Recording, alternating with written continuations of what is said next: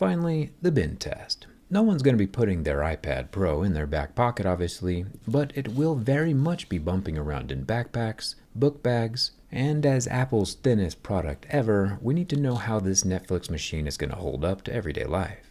When bent from the back, the answer is that it holds up surprisingly well, like suspicious black magic levels of structural integrity going on. You can see the glass screen literally ripple away from the frame, eliminating any water resistance, but all that hardware itself is still intact. Yeah, the M4 iPad Pro might be a bit bendy right out of the box, and will definitely not be straight after a few months of regular use, but that central spine is definitely providing enough structure for horizontal bins. I'm very impressed. Vertical bins, however,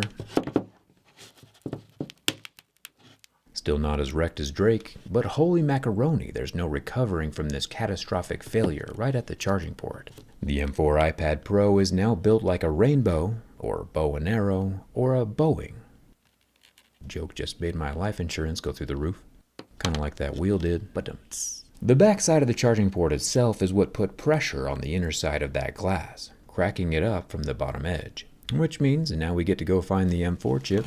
I do happen to have another smaller 11-inch M4 iPad Pro with the nano textured glass, so if this video gets 100,000 likes, we can see if that one also falls apart in the same place.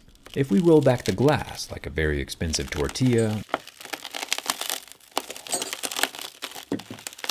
we can get our first look at that center spine, or cowling, that Apple added over the motherboard. This time around, we also have some very circular loudspeakers instead of rectangular, and with 14 Phillips head screws removed, Apple's cowling comes off in 2 pieces. It's incredibly thin, like the rest of the iPad, but obviously gets the job done. If Apple could add another more perpendicular spine running widthwise near the charging port, where all that structure was removed, this thing probably would have survived.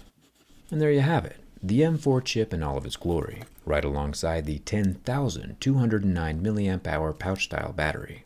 Honestly, it's a pretty cool tablet. Congrats to Apple on the tandem OLED development. Let me know if I should test a smaller unit, and grab your teardown skin with the link in the description.